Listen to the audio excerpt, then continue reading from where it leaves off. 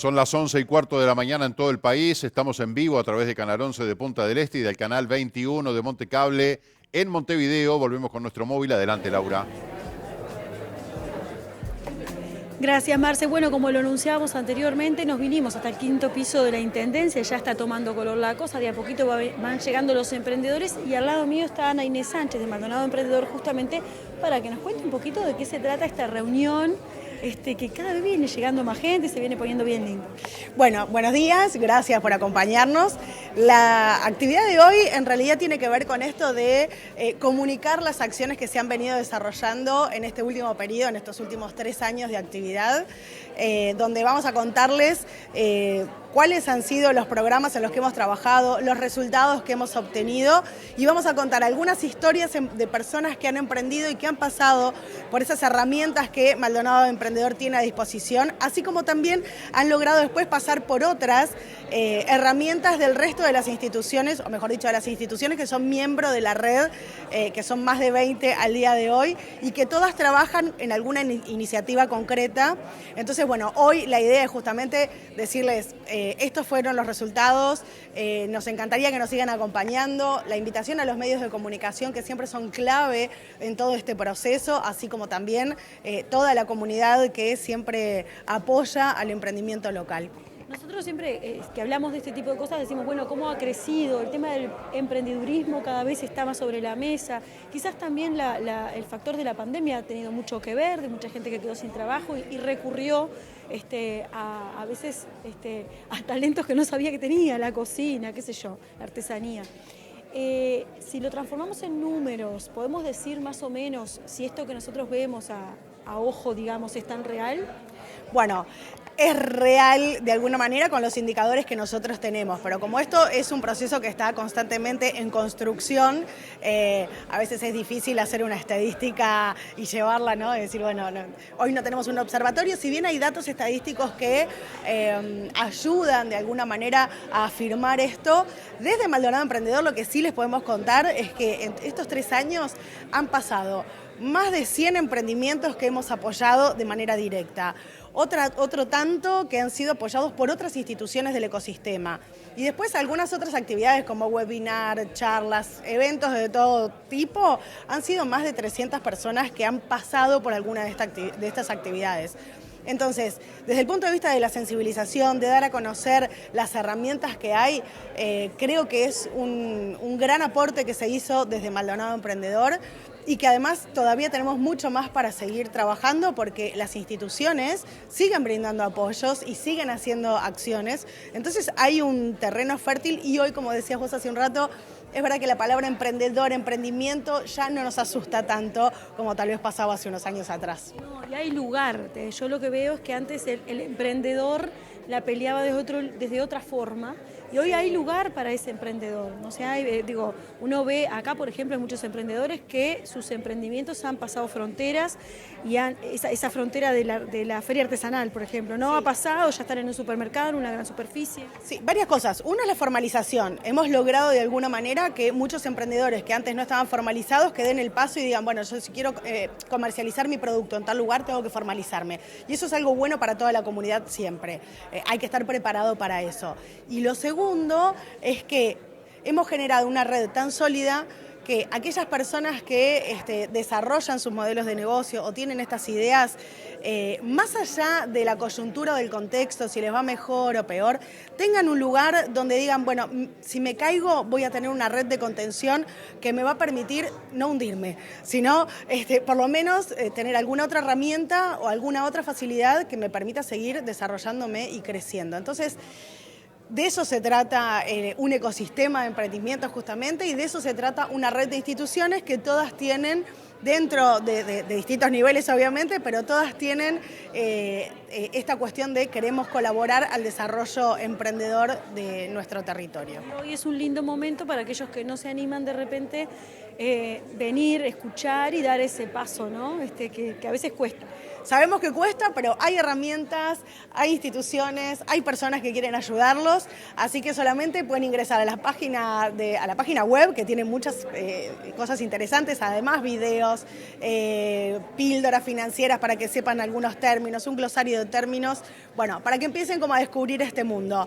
Y todos aquellos que tengan dudas, consultas o inquietudes también nos pueden dejar su mensaje en tanto en las redes como en la página web, y además se van a enterar de todas las actividades que tenemos, que a partir de ahora, de estos últimos días de mayo y en junio, van a ser un montón. Genial. Ana Inés, muchísimas gracias. Un placer y gracias por acompañarnos. Por favor, es un placer para nosotros. Nosotros, Marce, nos vamos a quedar un ratito más por acá, nos queda charlar con algún que otro emprendedor, nos queda charlar también con la gente de políticas de juventud, que está también dando un aporte, un apoyo importante en este tema, así que volvemos contigo en un ratito nada más, nos reencontramos.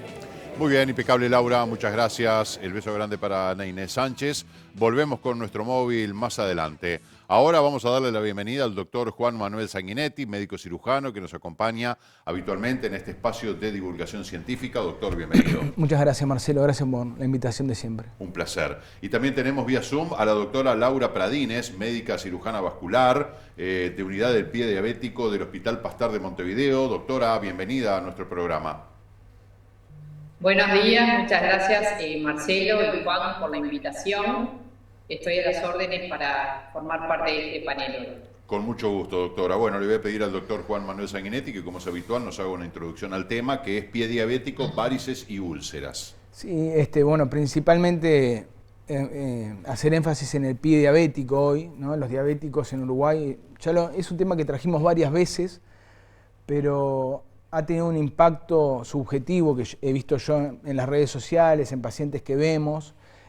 ¿Por qué? Porque el 8,2% de nuestra población es diabética, hasta un 20 o 30% de los diabéticos no saben que son diabéticos, por eso es importante, si uno está en su casa, ahí están los números, y su madre es diabética, su padre es diabético, el hermano es diabético, la tía es diabética, hay antecedentes de diabetes en su familia, bueno, hacerse un control médico a ver si uno tiene esta enfermedad o no. ¿Qué es la diabetes? Es la alteración de la glicemia o glucemia, que es, entre comillas, el azúcar en sangre, bien sencillo para que la gente lo entienda. ¿Y qué pasa cuando se nos altera el azúcar en sangre? Síntomas ninguno. En principio uno no siente nada, puede tener la glicemia, que lo normal es menor a 1, puede tener 5, o 3 o 2, que es mucho, y uno no tiene ningún síntoma, Marcelo. Y pasa mucho tiempo, ¿tá?, para tener síntomas, y uno cuando ya tiene síntomas ya tiene complicaciones. Entonces, lo mejor para esto es prevenir. Uno, capaz que los vecinos nos están viendo en la tele y dice, ¿yo cómo sé si tengo diabetes o no? ¿Cómo sé si tengo diabetes o no? Bueno, es muy difícil, hay una carga genética que ya la expliqué en la familia, si hay algún diabético uno tiene más predisposición a tenerlo. Hay dos tipos grandes de diabetes, la tipo 1 que requiere insulina y la tipo 2 que clásicamente era con medicación nada más vía oral, pero hoy en día no es tan así. Entonces uno, si tiene antecedentes familiares, obviamente tiene que hacerse un control médico que con un examen de sangre rápidamente se hace diagnóstico, ¿tá?, que lo puede hacer cualquier médico general. Y después hay síntomas que son variados y diferentes. Una de las complicaciones es lo que va a hablar Laura, que desde ya le agradezco a Laura por estar acá con nosotros, que es el pie diabético. Es una enfermedad grave, ¿tá?, que entre el 15 al 30% de los diabéticos pueden desarrollar úlceras, que son lesiones, que son como un agujerito, un sacabocado que hay en las plantas del pie muchas veces, y eso puede ser puerta, como se ve ahí en la foto muy bien, como después puede ser puerta de entrada, o sea, el lugar de entrada de bacterias y que se genera una infección grave, ¿tá?, y que pueda llevar incluso a perder dedos, a perder el pie o a perder la pierna, ¿tá? A esos extremos se puede llegar, ¿tá?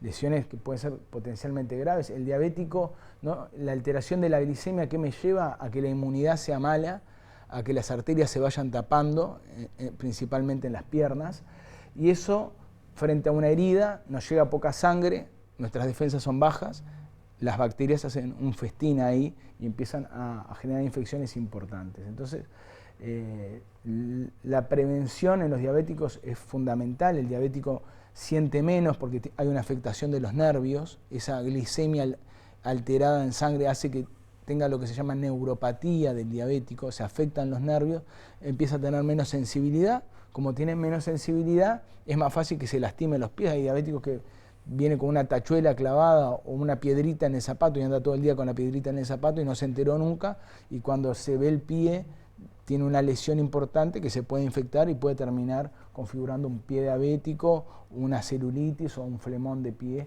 que puede ser más grave y que pone en riesgo el pie. Yo cada vez que veo un diabético con una lesión en el pie me pongo nervioso y le explico al paciente que esto tiene que controlarse y que puede ser una enfermedad potencialmente grave. Bueno, y pasarle ahora a Laura Pradines, que ella es cirujana vascular, es la referente que tenemos en ACE, de acá de Maldonado. Le hemos enviado varios pacientes. Te agradezco, Laura, por estar con nosotros y darme una mano siempre con estos pacientes que son muy complejos y que requieren de equipos multidisciplinarios como el que está Laura. Doctora, la escuchamos. Bueno, sí, así es como ha dicho Juan, ha dicho muchos aspectos muy importantes, en principio de lo que es la diabetes, que es una enfermedad que lejos de estar controlada, al contrario, va increciendo, no solo en Uruguay, sino en el mundo. Por ejemplo, en 1980 habían 180 millones de pacientes diabéticos. En el 2019 ya esta cifra se duplicó y hay 480 millones de diabéticos, y se estima que para el 2030 vayan a haber más de 600 millones. Eso habla de que la diabetes es una enfermedad que está lejos de poder tratarse o prevenirse todavía, porque esto está en relación a la industrialización que lleva a los factores de riesgo al aumento de esta enfermedad, y por ende también las complicaciones de la diabetes, que como dijo Juan, son varias las complicaciones a nivel de riñón, a nivel del corazón, a nivel de las arterias del cuello, pero hay una complicación particular y es a la que nosotros nos dedicamos, que son las complicaciones en sus pies, lo que es el pie diabético, que son todas aquellas lesiones que pueden aparecer en el paciente diabético. Y como dijo Juan, lo más importante es prevenir estas lesiones o úlceras de pie diabético. Pero una vez instaladas las lesiones hay que tratarlas correctamente. Y a eso es fundamentalmente lo que nos hemos abocado hace más de 12 años, que en el Hospital Pasteur se creó la unidad de pie diabético, que no es una policlínica, sino que es un servicio de atención integral de este paciente. Porque estas lesiones, en su génesis, hay muchos elementos que confluyen. Por un lado, la falta de irrigación que pueden tener, que es la arteriopatía del paciente diabético. Por otro lado, todas las alteraciones de la sensibilidad y la motricidad, en lo que es la neuropatía diabética. Y por otro lado, a raíz de un leve traumatismo, que es lo que suele ocurrir, y en general es un traumatismo en el más del 90% de los casos realizado o consecuencia de su calzado, un calzado inapropiado, aparecen las lesiones. Estas úlceras tienen como elemento agravante que se pueden infectar, puede haber una infección en el pie. Y esto es una situación sumamente grave para el paciente y para el equipo de salud que tratamos a estos pacientes. No debemos subestimar ningún tipo de lesión y ningún tipo de infección que puede haber en el pie, porque son lesiones potencialmente graves que pueden llevar a la amputación, a la pérdida parcial o total del pie o de la pierna. Entonces debemos primero evitar las lesiones y luego, si están instauradas las lesiones, actuar lo más temprano posible y lo más eficaz posible para evitar las complicaciones de las mismas. Por eso la unidad de pie diabético, que funciona hace 12 años en el hospital, nos abocamos al tratamiento y a recibir pacientes que son referidos, por ejemplo, de Maldonado, que es un departamento que nos refiere pacientes, y poderlos tratar lo más tempranamente posible para evitar estas graves complicaciones. Como datos generales, como dijo Juan, se cree el último censo de Uruguay, tenemos un 8% de pacientes diabéticos, pero este censo es muy antiguo, es del 2003. Seguramente, y viendo los países de la región, que tienen cifras mucho más altas, creemos que estas cifras están subregistradas y debemos de tener más pacientes diabéticos. Y de estos se sabe que un 15% de los diabéticos van a tener en algún momento de su vida una lesión en sus pies.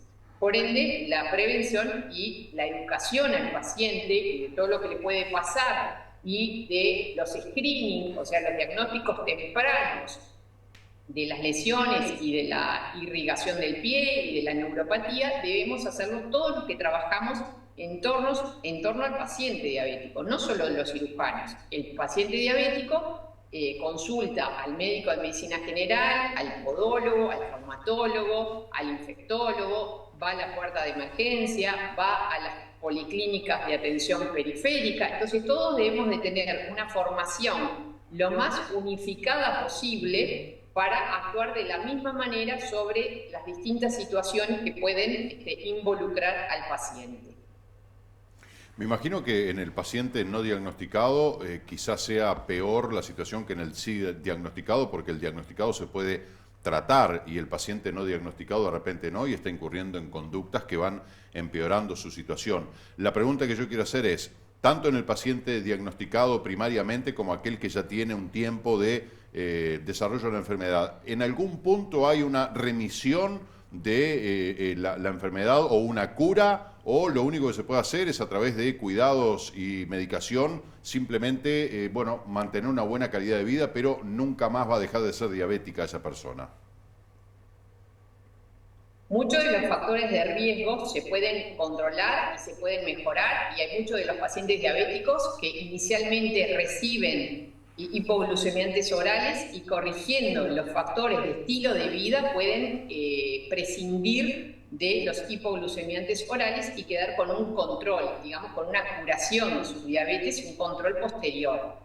Pero esto es un subgrupo de pacientes. Hay pacientes que ya son diabéticos insulino requirientes, estos en general, esa enfermedad no se cura, pero sí está la parte importante, que es el corregir igualmente los factores de riesgos y enseñar y educar al paciente en todas las múltiples repercusiones que pueden tener de su diabetes y evitar llegar a estadios más avanzados. Por lo que es muy importante también desde el punto de vista médico, a todo paciente que consulta en la policlínica o en la atención médica, hacer un screening vascular, hacer un screening neurológico y un screening metabólico para saber cuál es la situación y poder captar a esos pacientes que, como dijo Juan, en las primeras etapas, en los primeros años, son asintomáticos y muchos de ellos debutan con una complicación. Juan Manuel. Lo mismo que dijo Laura, la felicito porque ha sido muy clara con sus explicaciones. El paciente, hay dos grandes tipos de diabetes, ¿no? Yo no soy diabetólogo, soy cirujano, pero tenemos tantos pacientes como con Laura, vemos las complicaciones, entonces tenemos que conocer la enfermedad, tenemos que conocer el enemigo. La diabetes tipo 1 es el que se inyecta insulina, lo voy a hacer bien sencillo y bien gráfico, si bien académicamente no es del todo correcto. Y en general empieza en la juventud, ¿tá? A veces pueden debutar con complicaciones, que pueden ser cetoacidosis, se llaman problemas metabólicos, que acidifica, entre comillas, la sangre, y eso lleva a complicaciones. Y después está el diabetes del gordito, del que come mucho, del síndrome metabólico, ¿tá? Que es la diabetes tipo 2, que hay un componente genético también, que es el que está creciendo más.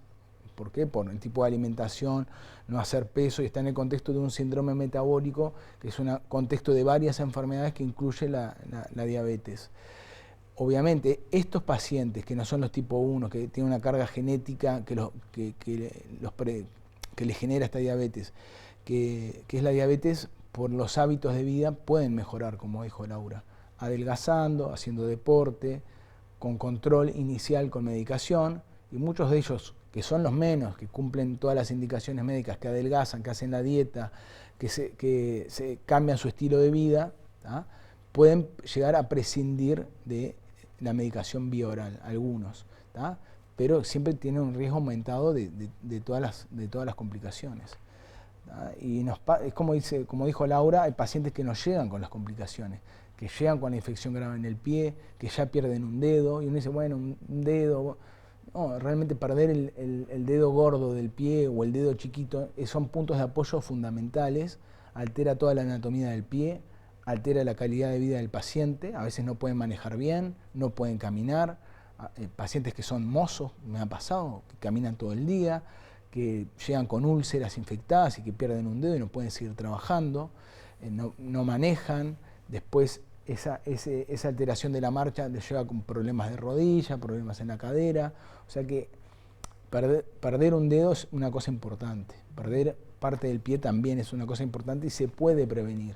Son enfermedades que se pueden prevenir haciendo diagnóstico precoz y evitando llegar con complicaciones. El problema es ese 20% o 30% de diabéticos que no sabe que son diabéticos. Por eso en el carnet de salud, para hacer cualquier deporte, para la libreta de conducir, nos piden, uno de los exámenes que nos piden es la glicemia. Hablando de prevención, doctora, y esto que están diciendo ustedes, de que bueno, se pueden evitar determinadas situaciones, ¿deberíamos poner el foco exclusivamente en la responsabilidad de cada uno, responsabilidad individual, de, más allá de los buenos hábitos, de hacernos los estudios pertinentes, etcétera? ¿Dónde estaría la responsabilidad primera para evitar esta enfermedad? Claro, sí, la prevención, como todo en medicina, es el aspecto más importante y es donde debemos de tratar de tener todos nuestros esfuerzos en prevenir las lesiones o las enfermedades. Y la responsabilidad no cae solo sobre el paciente. Creo que la responsabilidad es compartida. Es del paciente por un lado, pero es del equipo de salud por otro lado. Nosotros todos los que estamos en torno al paciente diabético debemos de instruirlo, debemos de educarlo, debemos de controlarlo, debemos de reiterar toda esta información para ver si se están cumpliendo adecuadamente las medidas. Y por supuesto involucrar al paciente. El paciente es quien tiene la enfermedad y es quien debe evitar que estas situaciones no ocurran. Pero no es solo la responsabilidad del paciente, sino que hay que involucrar a todo el equipo de salud. El podólogo, cuando hace un control podológico con un paciente diabético, debe también de informarle y debe también de enseñarle al paciente. Como dijimos, para nosotros tenemos una frase que es como un paradigma. El 99,9%, por no decir 100%, de las úlceras de pie diabético son evitables. Es una frase que es así, que justamente no deberían haber ocurrido esas lesiones. ¿Y eso por qué lo decimos? En base al estudio que hemos tenido de más de 9.000 pacientes en estos 12 años de atención a la unidad de pie diabético, el 98% de las lesiones son causadas por un microtraumatismo, en general por el zapato inadecuado. Entonces, si la escalera o la línea es un microtraumatismo, es la generación de una lesión, es la complicación de esta lesión con una infección y es una posible amputación, nosotros debemos de trabajar en la prevención, justamente evitando, por ejemplo, o favoreciendo que el paciente tenga un zapato adecuado, disminuir los microtraumatismos por los roces del zapato, por ser un zapato que no cumple los requerimientos básicos del paciente diabético, que nosotros decimos el mejor zapato que tiene que usar el paciente diabético es el zapato tipo champión, que es un zapato que contiene todo el pie, que es ancho, que tiene una suspensión. El paciente debe de revisarse los pies todos los días, no debe de acercarse elementos calientes en los pies, como puede ser la bolsa de agua caliente, no debe de caminar descalzo, no debe de utilizar chancletas, y una serie de otras medidas que vamos instruyendo para evitar justamente el elemento fundamental que es la lesión, y de ahí tratar de disminuir todas las posibles complicaciones que pueden seguir ocurriendo. Pero vuelvo a reiterar que nos parece que esta responsabilidad es compartida. La educación del paciente que parte desde el equipo de salud que trata a todos los pacientes y la población. Y después, por supuesto, involucrar al paciente y a su entorno. Porque ¿qué nos pasa a nivel hospitalario?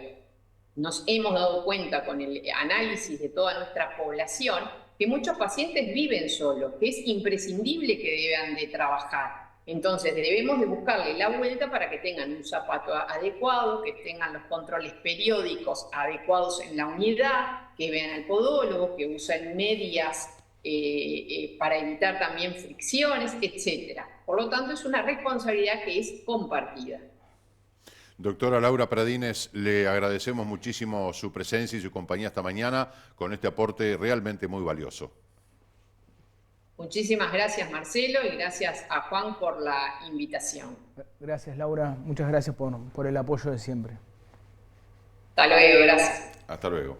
Bueno, la verdad, qué tema, ¿no? Porque además yo pensando, todos de repente tenemos en la familia, por no decir que muchos de los que nos están mirando son diabéticos, pero en la familia que haya alguna persona con diabetes y todos esos cuidados, todas esas cuestiones que hay que estar muy atentos, porque las consecuencias, bueno, como lo dijeron ustedes, desde la amputación de un dedo, que de repente algún paciente, como señalabas tú, decía, bueno, un dedo no importa. Bueno, sí importa. Desde no deja de ser una amputación de una parte de nuestro cuerpo, hasta ya situaciones más graves de llegar a perder un miembro entero, ¿no? Sí, generan costos no solo económicos, sino y sociales. Es gente joven muchas veces que pierde un miembro y que queda inutilizada para trabajar, que queda dependiente, que no puede trasladarse sola al baño, que terminan con enfermedades psiquiátricas, depresión. Entonces son pacientes potencialmente salvables, que este tipo de actividad que estamos haciendo contigo, Marcelo, yo te agradezco personalmente, que es divulgación. Seguramente alguien está escuchando esto o que es diabético o que tiene algún familiar diabético y va a ir a revisarse los pies, va a ir a buscar en internet cuál es el calzado correcto, que como dijo Laura, es el paso número 1 para evitar estas lesiones, no usar zapatos duros, usar championes bien redonditos, que no lastimen el pie, medias de algodón, pero está todo en internet. La gente, con esto que estamos haciendo, creo que se van a salvar algunos pies, así que yo te agradezco este espacio. Dicho sea de paso, sean rigurosos a la hora de buscar información en internet. Sí. No compren, cuando buscan algo, el primer título, entran ahí, eso santo y seña, no. Sean rigurosos, críticos, fíjense bien la dirección, de dónde proviene la información, cuál es el contenido, con qué rigor científico se aborda, en el caso de lo que estamos hablando, que tiene que ver con la salud y la medicina. Seamos rigurosos y críticos nosotros, cada uno, a la hora de inmiscuirnos en ese universo tan gigante que es Internet. Eso es fundamental. Páginas oficiales, la Asociación de Diabéticos del Uruguay, Universidad de la República, incluso Presidencia, tiene hace años ya la parte de diabetes, la incidencia y varias cosas. Páginas oficiales. Doctor Sanguinetti, muchísimas gracias por el aporte, Marcelo, también, como siempre. Muchas gracias. Un placer. Tenemos que hacer una pausa a las 11:42, ya venimos.